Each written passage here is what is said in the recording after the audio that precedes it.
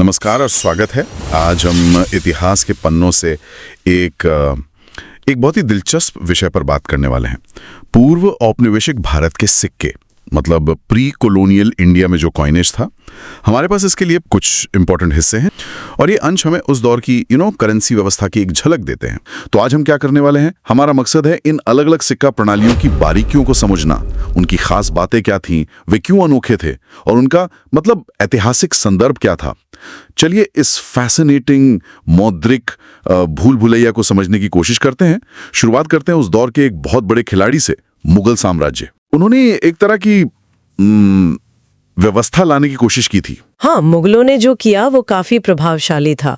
उन्होंने एक मानकीकृत त्रिधातु प्रणाली स्थापित की। इसमें सोना, चांदी, तांबा तीनों थे। सोने की मोहर, चांदी का रुपया और तांबे का दाम।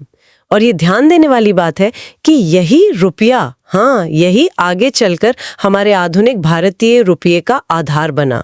लेकिन क्या ये सिक्के सिर्फ वजन और धातु के बारे में ही थे या इनमें कुछ कलात्मकता, कुछ खूबसूरती भी थी? बिल्कुल थी। मानकीकरण तो था, लेकिन साथ ही कलात्मकता पर भी जबरदस्त जोर था। सिक्कों पर आपको बेहतरीन सुलेख मिलेगा, सुंदर फूलों के डिजाइन मिलेंगे। ये तो साम्राज्य की शान और उनके कला प्रेम के प्रतीक भी थे। और मैंने जहांगीर के जमाने के कुछ खास सिक्कों के बारे में भी सुना है, कुछ अलग थे वो। हाँ, जहांगीर के शासनकाल के सिक्के तो कुछ अलग ही कहानी कहते हैं। राशि चक्र वाले सिक्के और कुछ पर तो जहांगीर का खुद का चित्र, ये बेहद दुर्लभ और खास हैं। अच्छा, मुगलों के बाद एक और बड़ी ताकत उभर रही थी, मराठा। उनके सिक्कों की क्या कहानी है? मराठा परिसान के सिक्के एक अलग कहानी कहते हैं। बिल्कुल, इन पर अक्सर आपको देवनागरी लिपि मिलेगी और छत्रपति शिवाजी महाराज का नाम या उनके प्रतीक चिन्ह पाए जाते हैं। उनके कुछ प्रमुख चांदी के रुपए थे, जैसे पूना टकसाल का हाली सिक्का या फिर अंकुशी और चंदोरी रुपए। ये अलग अलग समय और क्षेत्रों में चलते थे।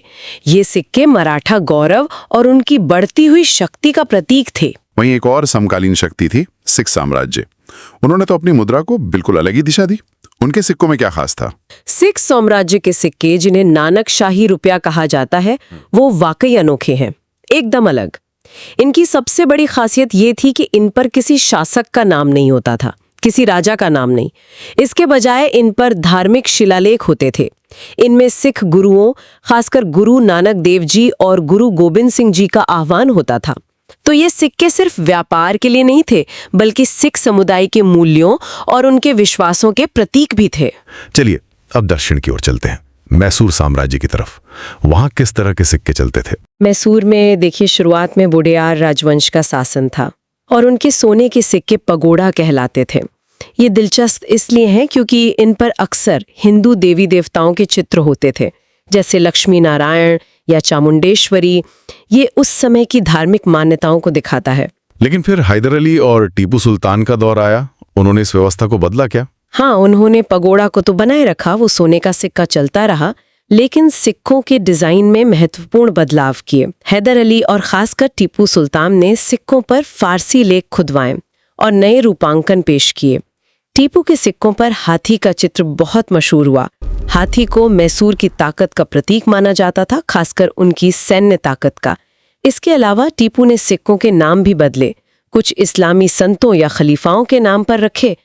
टीपू सुल्तान के सिक्के, खास तौर पर वो हाथी वाले, वो मैसूर की मिलिट्री पावर, उनके शासन की आधुनिकता, उन्होंने सिक्कों को अपनी राजनीतिक और सांस्कृतिक महत्वाकांक्षाओं को जाहिर करने का एक शक्तिशाली माध्यम बनाया। अब उस दौर की बात करते हैं जब ब्रिटिश प्रभाव तेजी से बढ़ रहा था। ब्रिटिश शासन के तहत जो रियासतें थीं, उनका क्या हुआ? क्या उन्होंने अपने सिक्के बनाने बंद कर दिए? नहीं, यही बात तो दिलचस्प है।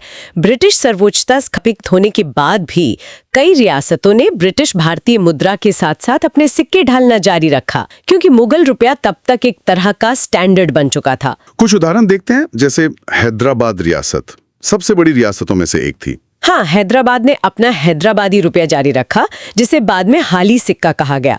इन सिक्कों पर निजाम का नाम और उनकी उपाधियां लिखी होती थीं और फिर 20वीं सदी में उनके सिक्कों पर हैदराबाद की मशहूर इमारत चारमीनार का चित्र भी आने लगा। ये एक बहुत स्पष्ट स्थानीय पहचान का प्रतीक था। ये दिखाता था कि रियासत की अपनी एक अलग हैसियत है।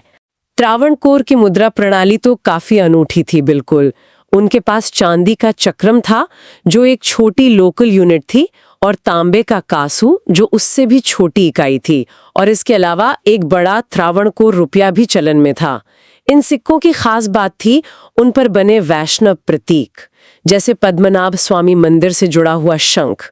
ये दिखाता था कि रियासत के शासक कितने गहरे वैष्णव भक्त थे।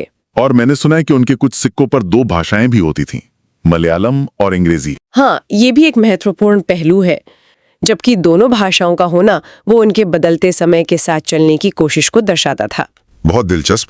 अब पश्चिम की ओर चलते हैं। बड़ौदा रियासत, वडोदरा, वहां के सिक्कों में क्या विकास देखने को मिलता है? बड़ौदा का उदाहरण भी काफी रोचक है।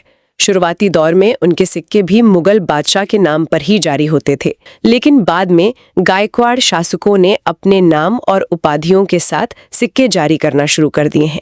इन पर फारसी और देवनागरी दोनों लिपियों में लेख मिलते हैं, और सबसे खास बात, कुछ सिक्कों पर शासक सयाजीराव गायकवाड़ तृतीय उनका चित्र भी अंकित किया गया।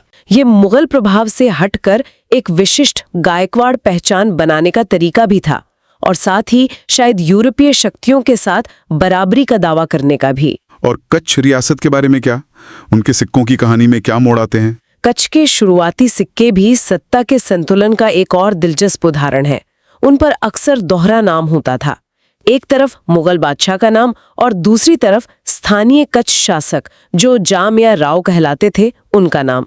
यह दिखाता है कि स्थानीय शासक अपनी सत्ता तो जता रहे थे, लेकिन मुगल आधिपत्य को पूरी तरह नकार भी नहीं रहे थे। कच्छ ने धीरे धीरे ब्रिटिश टकसाल के जो मानक थे, यानी वजन और शुद्धता के नियम, उनको अपनाना शुरू कर दिया। तो हमने आज क्या देखा? एक अविश्वसनीय विविधता, है ना? मुगल मानकीकरण की कोशिशों से लेकर सिख सिक्कों पर धार्मिक शिलालेखों तक, मैसूर के शाही हाथियों से लेकर त्रावणकोर के पवित्र शंख और हैदराबाद की चार मीनार जैसे रियासतों के अनूठे प्रतीकों तक, हर सिक्के की अपनी कहानी है, अपनी पहचान। बिल्कुल। हर सिक्के के पीछे एक युग की कहानी छुपी है, और उसे समझने की कोशिश करना अपने आप में एक रोमांचक यात्रा है। और अंत में एक विचारोत्तेजक प्रश्न छोड़ते हैं, क्या डिजिटल पैसा उसी तरह सांस्कृतिक या राजनीतिक पहचान व्यक्त कर सकता है जैसे सदियों पहले ये धातु के सिक्के करते थे? इस पर सोचने के लिए बहुत कुछ है।